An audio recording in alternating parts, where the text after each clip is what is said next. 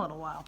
Hi guys, this is Connie. I'm back for some more Connie Reads Gary Paulson's Lawn Boy Returns. Yes, we're on the second book, and we're currently on chapter 2, titled The Status Quo in Economic Endeavors, at best an unreliable concept. I stood on the driveway for a second, wondering, how was I going to handle Zed? Because I had a really strong sense that Zed was a problem. A big problem. Epic. The kind of problem I didn't want a nice guy like Joey to face on his own. I wished I could ask my parents for advice. I wished I could ask my parents for advice because they always approach a problem calmly and thoughtfully. But I knew that if I told them about Zed while they were gone, they'd worry about me and Grandma and Joey. And they really deserved a couple of days up north without any worries because they worked really hard. Dad with all his inventions and Mom teaching math. I wanted them to enjoy the little vacation they'd taken. Then I glanced at my watch and realized I was running late. I walked into the garage and took the tarp off my lawnmower. Every morning when I come home from work, I take a rag and wipe all the loose grass and dirt from the riding mower, and then I cover it up with a big tarp. I saw a cowboy movie once, and I was impressed by how the sheriff always brushed his horse and threw a soft blanket over its back at the end of the day. I know I'm no sheriff, and my lawnmower isn't a horse, but it just felt like the right thing to do. Crazy, I know, but I'd spent a lot of hours in the seat of my lawnmower, and it had been good to me. I owed it to the mower to take good care of it. I enjoyed 5 or 10 minutes of quiet, just me and my lawnmower.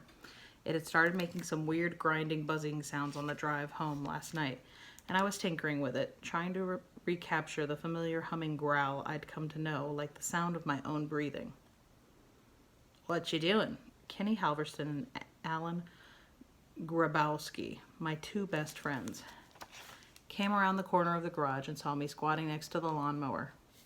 Kenny was dribbling a basketball, and Alan had his head buried in a book. I don't know how they do it, but Kenny is always bouncing a ball, and Alan is always reading, and they never trip or walk into anything. "Hey!" I stood up. "When did you guys get back?" "Last night," Kenny said, "and my mother has already told me 37 times to make myself useful, stay out of trouble, and stop dribbling the ball in the house." He lives across the street and around the corner, and he'd been at camp for the past month and a half. I knew from his postcards that he and the guys in his cabin had started a hardcore heavy metal headbanging band they called Infected Wound, had gotten in trouble for collecting leeches and applying them to each other's butt cheeks to see if they really did have medical properties, and as punishment had been forced to play board games with the camp director's spoiled, rotten 7-year-old grandson. Kenny didn't say whether they'd been punished for the music or the leeches, but since I'd heard them play bass before, an Infected Wound was composed of him, 3 drummers, and a guy who made beatbox noises with his mouth, my money was on the music. I nodded and turned to Alan. "I got here 27 minutes ago," he said. "The thing about Alan is that although he reads a lot, he hardly ever speaks, and when he does, he's precise." Alan was visiting his dad 2 blocks away. His parents got divorced 2 years ago, and Alan moved 3 towns over with his mom. Now he spends half of the summer, every other weekend, Tuesday and Thursday nights, and some holidays with his dad. I was really glad Kenny and Alan were back, but I wondered if I'd have time to hang out with them since I was working from sunrise until dark. And how would I explain what happened while they were gone? How do you tell your 2 best friends that you're a 100,000-aire without sounding like you've got a big head about it? "Want to shoot hoops?" Kenny bounced the ball between his legs and behind his back. "Sorry, can't," I nodded to the mower. "Got work to do." "Sweet ride," Kenny said. "Where'd you get it?" "Grandma showed up on my birthday 6 weeks ago with Grandpa's old riding mower. I've taken on, a few yard jobs since then." Kenny knelt on the ground next to me, studying the gas tank and bouncing his basketball off the front wheel. Alan thoughtfully tapped the throttle where the rabbit and the turtle indicated the 2 speeds. He propped his book on the steering wheel and nodded. "Good fit. And so, I've got this, little business now." I'd eased them into the big picture gradually. "Need any help?" Kenny asked. Alan and I Alan and I haven't got anything better to do, and it'll be fun to make a few bucks. We don't have riding mowers, but our dads have lawn mowers just sitting there in our garages. I bet the three of us working together could make some serious coin. Like $480,000? I asked him silently. I smiled. Let's do it. Go get your mowers. I'll meet you at the corner of Hubbard and Noble. I've got to tighten a few bolts here. As soon as they left, I made some calls. I let Pasquale and Louis, one of our most trustworthy employees who was taking on more responsibility all the time, know that I'd be handling the Gorin's yard myself that morning.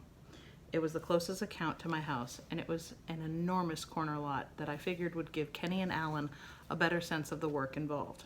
Plus, there'd be no risk we'd run into any of the guys who worked for me. Introducing my friends to my employees was going to be a seriously weird moment that I'd just as soon avoid for a while longer. And then I called Arnold to check in. He asked me to swing by the house later that afternoon. He had a few ideas he wanted to run past me. I figured I'd find the right way to introduce my two best friends to my stockbroker. Arnold was very laid back and had a way of making the incredible sound almost sane, so I felt good about how that scene would most likely play out. We had a blast that morning in the Gorin's yard. Sure, Alan almost cut his feet off because he got to a really good part in the book he was reading and rammed the mower into some paving bricks along the front path. And Kenny thought it would be fun for us to race each other up and down the hill alongside the driveway, pushing the mowers blindfolded, and he knocked the mailbox down trying to beat me. I texted Pasquale when Kenny wasn't looking. Pasquale was in charge of the finer points of lawn care and promised to come over and repair the damage later that night. The yard, which would have taken me 48 minutes by myself, took us 3 hours and 26 minutes to finish, and it looked pretty ratty along the fence. Another secret text to Pasquale about that. But I remembered A, how much fun it can be to hang with my buddies, and B, what a great feeling a person gets from good old-fashioned hard work. Change is good, but sometimes leaving things the way they've always been is better. And that's the end of chapter 2. I got a sticker stuck in this book.